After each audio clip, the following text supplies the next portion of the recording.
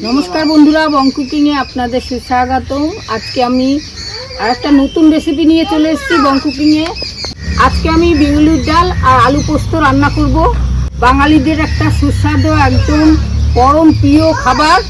এই খাবারটা মানে নিরামিষ দিনেও হয় আর এমনি আমিষ দিনেও করা যায়, যে যেদিনে খায়। 250 গ্রাম ডাল নিয়েছি। এই বিউলির ডালগুলো আজকে রান্না করব আর সঙ্গে করব আলু পোস্ত। নিরামিষ দিন আমাদের, আজকে আমি এটাই আপনাদের সঙ্গে শেয়ার করছি। আমি 5টা আলু নিয়েছি। এই আলুগুলো আমি চন্দ্রমুখী আলু নিয়েছি। চন্দ্রমুখী আলু এই আলু পোস্ত করতে খুবই ভালো। বেশিরভাগ এই দেশীয়রাই খেত, কিন্তু এখন প্রত্যেকেই খায়। খুব সুস্বাদু, একদম বাঙালিদের একটা মনোরঞ্জন খাবার। আমি তাহলে রান্নাটা শুরু করে দিচ্ছি। তাহলে প্রথমে বিউলির ডালগুলো ভেজে নিচ্ছি। খালি কড়াইতে বিউলির ডালগুলো ভেজে নিচ্ছি।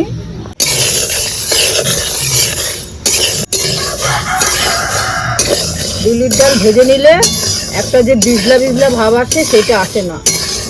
বিউলির ডালটা ভেজে নেওয়াটাই দরকার, সুন্দর একটা সেন্টও হয়। আর আমি এদিকে পোস্তটা বেটে নিই।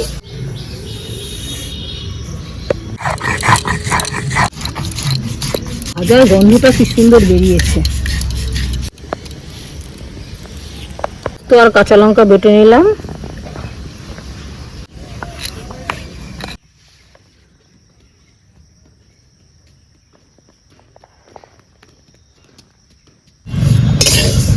দেখেন বিউলির ডালটা কত সুন্দর কালারটা এসছে, হালকা বাদামি কালার।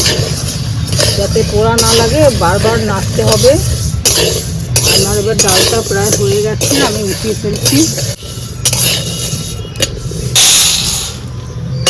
আমি ডালগুলোর মধ্যে জল দিয়ে আমি ভালো করে একটু ধুয়ে নেব 2-3 বার। কষিয়ে ডালগুলোকে ভালো করে ধুয়ে নিতে হবে।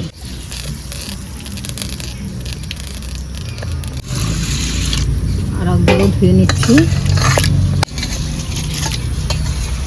এবার আমি একটা প্রেসার কুকার নিয়ে নিলাম। প্রেসার কুকারে ডালগুলো দিয়ে দিচ্ছি। 1 চামচ লবণও দিয়ে দিচ্ছি। অল্প হলুদ দিয়ে দিচ্ছি। আর একটু কাঁচা তেল দিয়ে দিচ্ছি, সরষের তেল। একটা কাঁচা লঙ্কাও দিয়ে দিচ্ছি।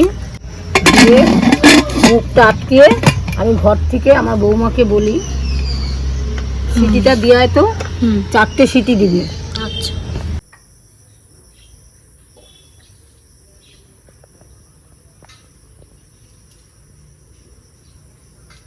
আমার এখানে কড়াই গরম হয়ে গেছে। কালো জিরে দিয়ে দিচ্ছি। এবার আমি আলুগুলো তেলের মধ্যে দিয়ে দিচ্ছি। আলুগুলো একটু কষিয়ে নিচ্ছি ভালো করে।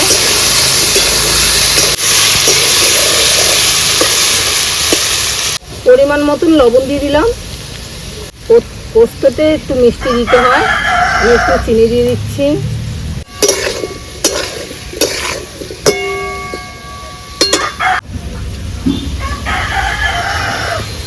আলুটা কষানো হয়ে গেছে। কষাতে কষাতেই একদম নরম হয়ে গেছে আলুগুলো। এই দেখেন একদম গলে গেছে। আমি হালকা আগুনে কষিয়ে নিলাম। এবার আমি পোস্তটা দিয়ে দিচ্ছি।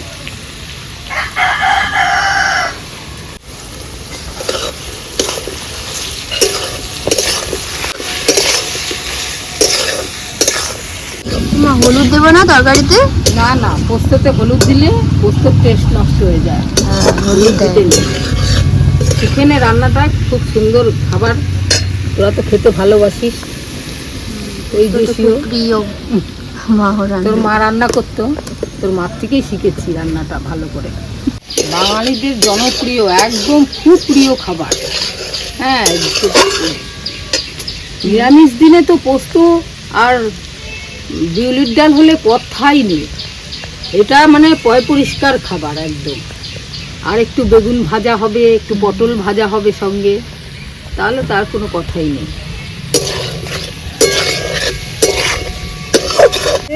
আমি এবার পাটা ধোয়া জলটা দিয়ে দিচ্ছি।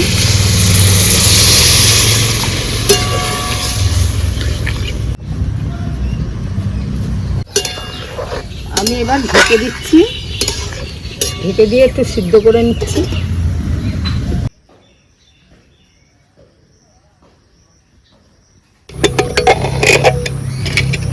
ডালটা এরকম আমার ফুটেছে, নরম হয়ে গেছে। আমি এবার এই ডালটাকে অল্প ডাল ঘুটুনি দিয়ে ঘুটে নেব। ডালটা অল্প ঘুটে নিচ্ছি, কিছুটা আস্তে আস্তে থাকবে, কিছুটা ভেঙে যাবে। ডালটা দেখেন এরকম ঘন করে নিয়েছি আমি।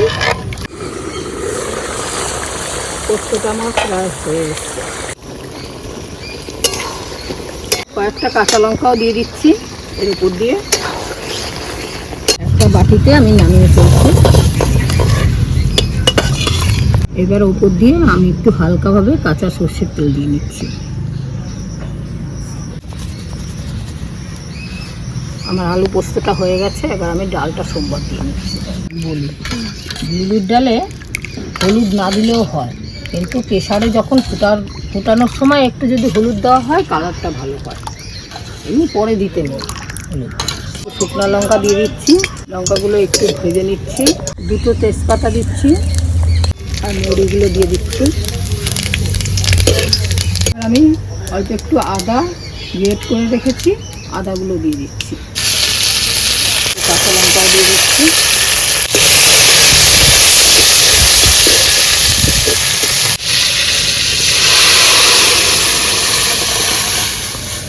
ডালটা সোমবার দিয়ে দিলাম। মৌরিটা একটু হালকা ভাজা করতে হয়, বেশি কালো কালো করতে নেই। হ্যাঁ, সেইভাবে সোমবারটা দিতে হয়। বিউলির ডালে একটু মিষ্টি মিষ্টি ভাব আসে, তার জন্য আমি একটু চিনি দিয়ে দিচ্ছি। কি সুন্দর একটা গন্ধ বেরিয়েছে বন্ধু। যে দুটোই রান্নাই করলাম, দুটোই খুব সুন্দর রান্না।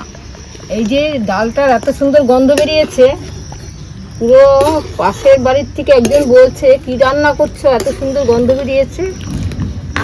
তাই বললাম বিউলির ডাল আর আলু পোস্ত। বলছে বাহ, দারুণ খাবার। বন্ধুরা, ডালটা হয়ে গেছে, আমি এখন উঠিয়ে ফেলছি। আর এইভাবে ডালটা রান্না করলাম। এই হলো বিউলির ডাল রান্না হয়ে গেল। ভিডিওটা যে যেখান থেকে দেখছেন লাইক কমেন্ট শেয়ার করতে ভুলবেন না। আর বং কুকিংয়ের পাশে থাকবেন, একটু সাবস্ক্রাইব করে বেল আইকনটি টিপে দেবেন। ধন্যবাদ।